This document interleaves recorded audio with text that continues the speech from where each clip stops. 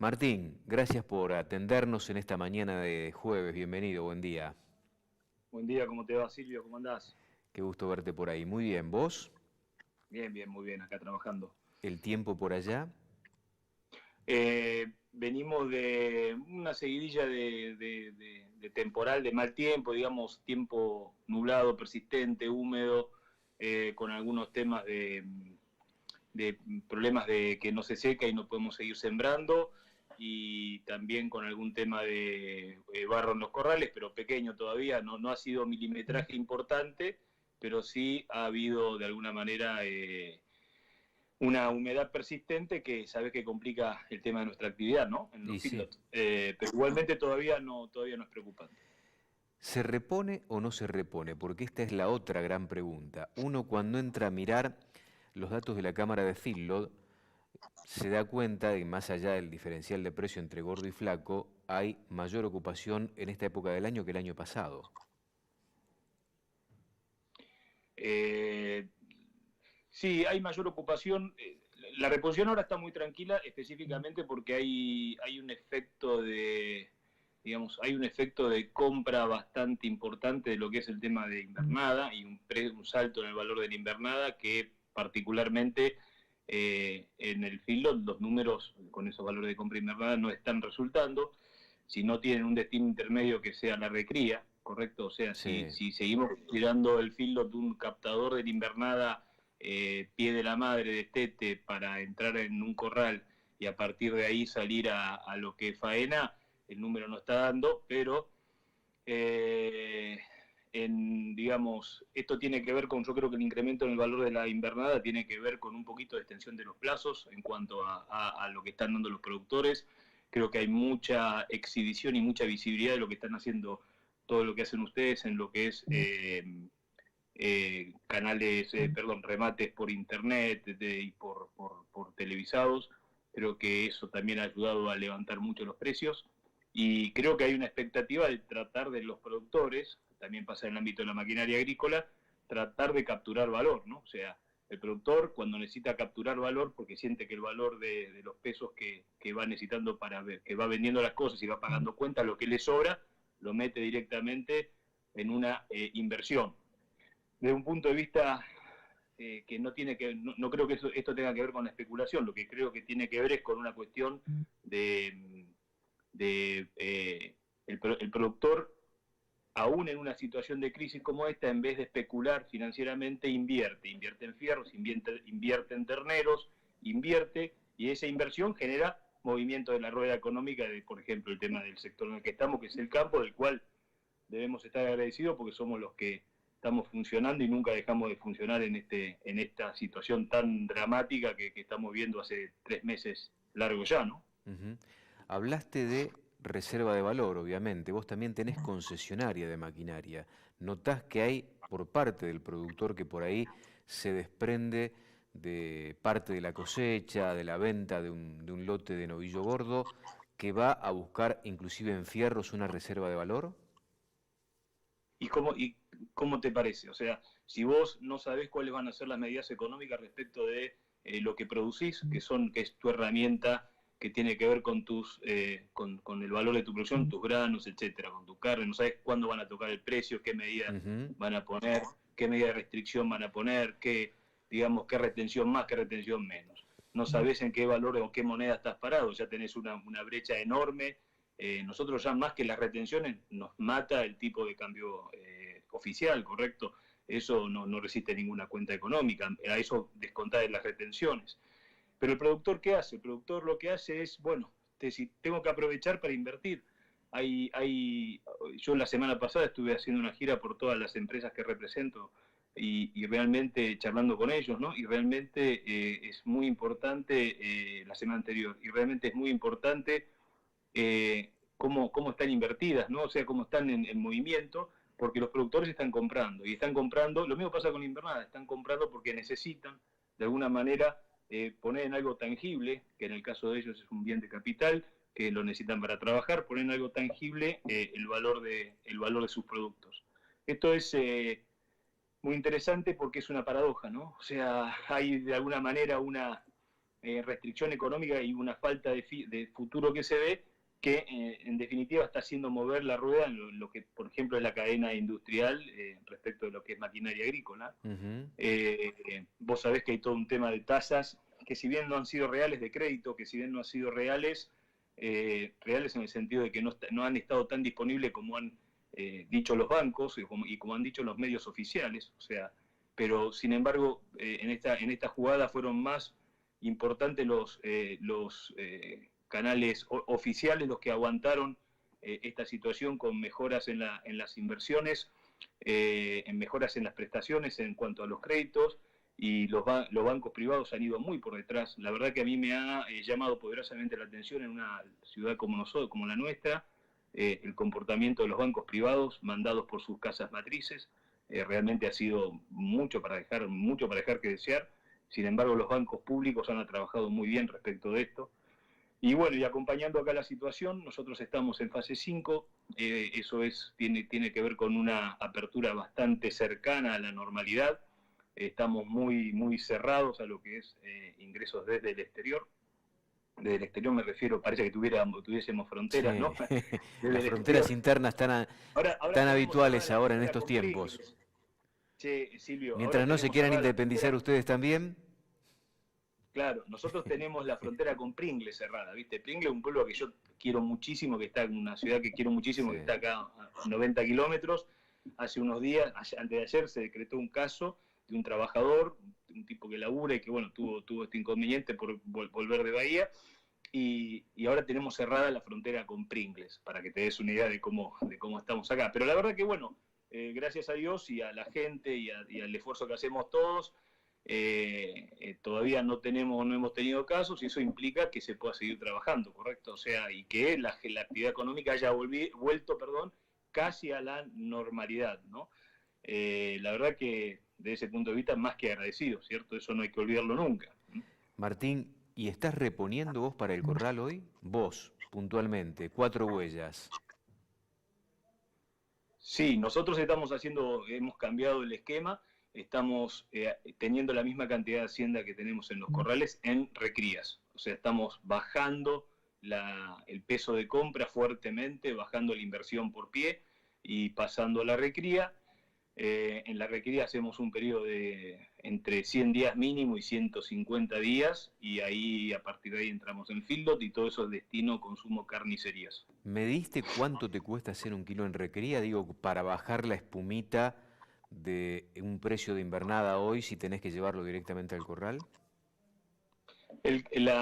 Digamos, el costo de hacer 1 kilo de recría es realmente, digamos, comparado con un feedlot, estás hablando de un 60% de lo que te cuesta un feedlot, 50%. Hay que cargar bien los datos de estructura, todavía lo estamos analizando para decirte un valor en términos absolutos. ¿Qué andará cerca de los 50 pesos, 45, 50 mangos hoy? Te iba a decir 45, 50 pesos. Te cuesta decirlo, te cuesta. Y por supuesto, porque no es fácil de medir. No me gusta hablar sobre lo que no puedo medir. No es fácil de medir, ¿sí? Y lo que sí te digo, que a eso le tenés que sumar el costo financiero, ¿no? Por eso que yo claro, estoy muy contento para los criadores que vendan las recrías. Estoy muy contento para los criadores que están vendiendo sus terneros a muy buen precio. Me ocuparía que ellos se ocupen financieramente qué van a hacer con ese dinero, cómo van a hacer que no pierda valor.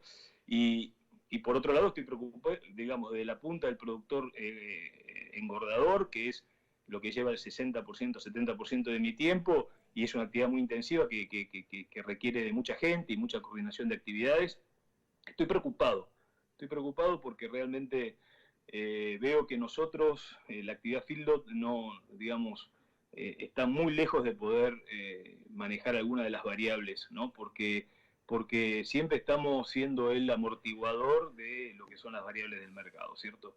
Cuando captamos valor inmediatamente en la cadena, es nuestra cadena, nuestro proceso es algo que es hasta filosófico, te diría, ¿no? Nuestro proceso es tan corto que es de mucho, digamos, de mucho laburo, de mucho trabajo en la coordinación de actividades, pero impacta muy poco en la cadena de valor de la carne, ¿correcto? Y somos lo que hoy realmente sufrimos las consecuencias, entre el valor del gordo, que no está en términos que debería estar, por supuesto, pero tampoco quiero que sea, digamos, tampoco quiero contradecir al consumidor, porque para el consumidor hablar de que algo es barato es realmente una falta de respeto en estos momentos, y tampoco está, digamos, tampoco tiene ningún tipo de control sobre lo que es el valor de invernada. ¿Me permitís hacer una pausa? Después me gustaría ir hacia otro tema que está vinculado con lo que vos generás desde el corral, pero que evidentemente tiene que tener la salida en el mostrador y en la góndola para tratar de entender qué es lo que está pasando allí, porque en la primera parte de la cuarentena, aquí en la Argentina, todos teníamos información, datos de que la gente se había volcado casi hasta de manera masiva, aumentando la demanda del producto. Y queremos saber cómo está esa demanda en este momento, ¿te parece? Tengo todos los números, así que lo hablamos, no hay problema. Pausa breve. Después de la pausa seguimos conversando con el ingeniero Martín Cristiani de Cuatro Huellas, feedlot y carnicería allí en Suárez. Seguimos charlando con el ingeniero Martín Cristiani de Cuatro Huellas allí en Suárez, feedlot y carnicería. Vamos a la carnicería. ¿Qué pasa hoy con el mostrador, Martín? Cuando, cuando arrancó este proceso tan excepcional y bizarro que estamos viviendo de la cuarentena, Sí. eh, yo te contaba en ese momento que había un efecto digamos, muy parecido de ventas al que se da en las fiestas, ¿no? Donde la gente realmente se apiñaba, digamos, se agolpaba un poco contrariando lo que es el tema de reservarse, de preservarse en la distancia. Iba y se juntaba a comprar y compraba con mucho volumen, ¿cierto?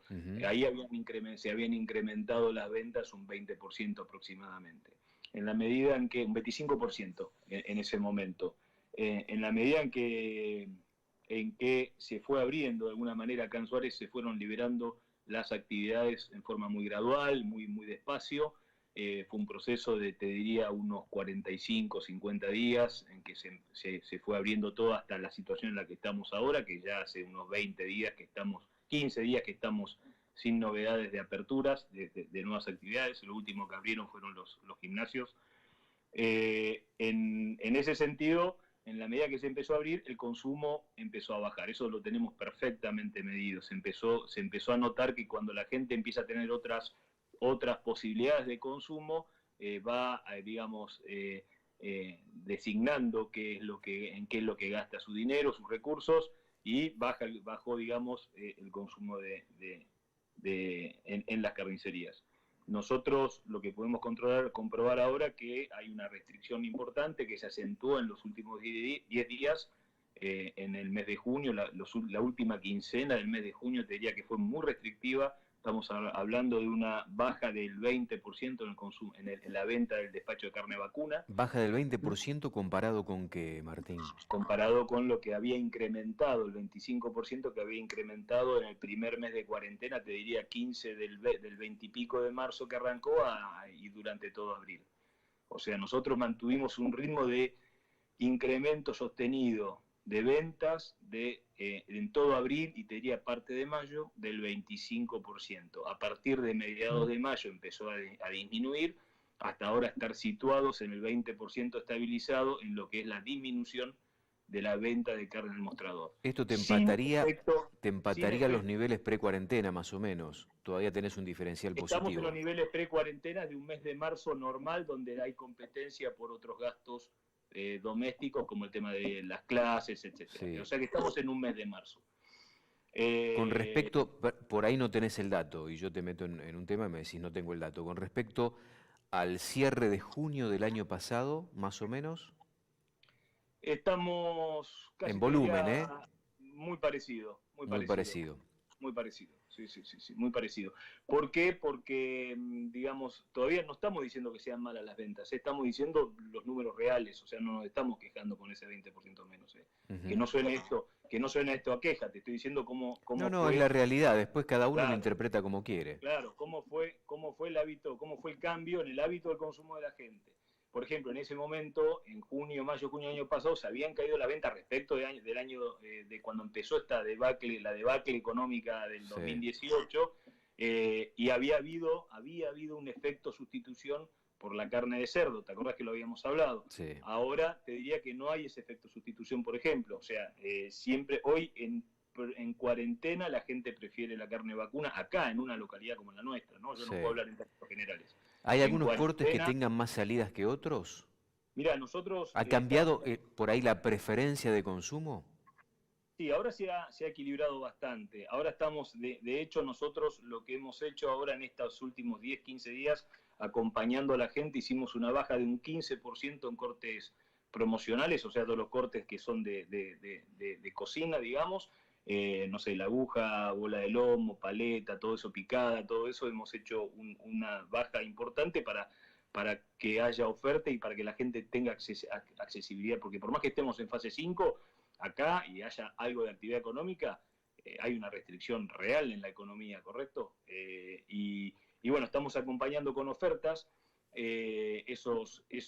esos cortes, pero en la medida que cuando estaba la cuarentena cerrada, los cortes eran de cocina, no los cortes de parrilla. Y Sí. ahora no, ahora está muy equilibrado como si fuese un hábito de consumo normal, ¿correcto? ¿Cuánto cuesta el kilo de bola de lomo o nalga?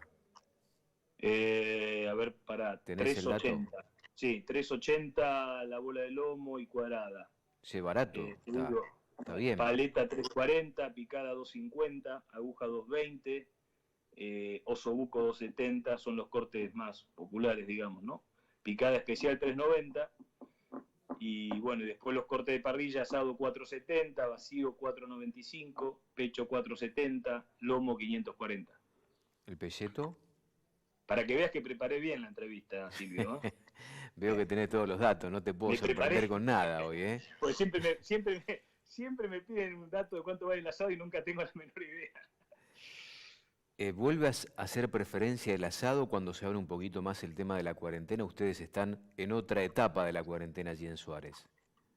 Sí, sí, correcto. Sí, sí, sí, sí, sí, sí, sí, sí. Sí, sí. Acá, digamos, la familia los fines de semana se juntan, los grupos de hasta 10, las peñas hasta 10 amigos, más o menos las peñas que se llaman acá, los grupos que se juntan, los amigos que se juntan digamos, para charlar y digamos, hacer catarsis semanal. Hay diferentes grupos de gente que se va juntando, hasta 10 personas está habilitado increíble, ¿no? Que uno tenga que hablar de estas cosas, pero está autorizado por la municipalidad para que se junten. Entonces, más o menos normal, vamos llevando una vida muy parecida a la normal, por lo cual tenemos que estar agradecidos, ¿no? Pero bueno, entonces en ese momento, en esa situación cambian los patrones de consumo a lo que vuelven a la normalidad.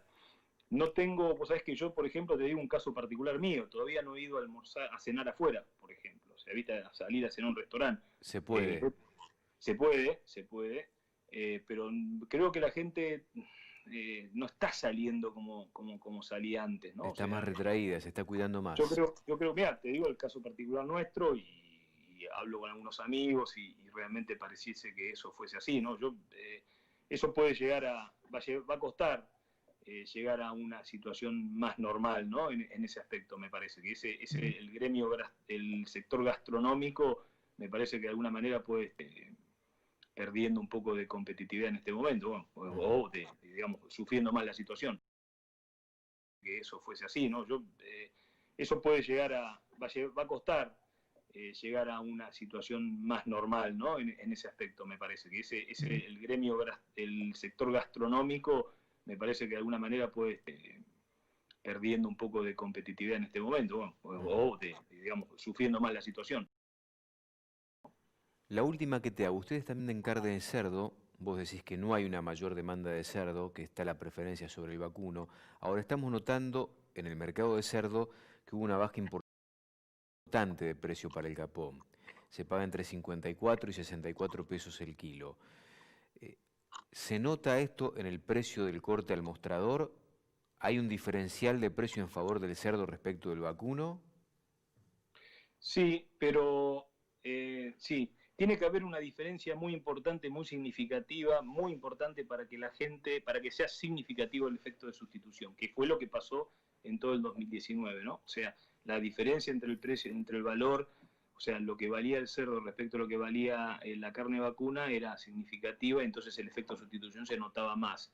Ante una situación de precios similares, ten en cuenta que también hay un montón de costos de incremento que, como siempre hemos hablado, nunca el valor tiene mucha relación, no tiene toda la relación entre el valor de un animal al kilo vivo respecto de su mismo valor en una góndola, ¿no? Porque están todos los costos de servicio, todos los costos de operación, la infraestructura, los sueldos, luz, etcétera, que son valores que, digamos, con el proceso inflacionario que tenemos se van incrementando. Un abrazo grande, Martín. Placer como siempre, ¿eh? Saludos a todos por allá y bueno, le mandamos un saludo fuerte desde acá. Muchas gracias, espero que pasen lo mejor que se pueda esta situación yo tengo mi familia allá también en Buenos Aires, parte de mi familia allá, mis hijos y muchos amigos y la verdad que es duro, Sí. pero le tengo que mandar un fuerte abrazo a ellos porque realmente son la gente que está en las casas, la gente que está sufriendo la pérdida de un trabajo y la gente que de alguna manera está readaptándose a esta situación terrible, es la que son los verdaderos héroes de esto, no los que salen en los diarios o en los noticieros todos los días.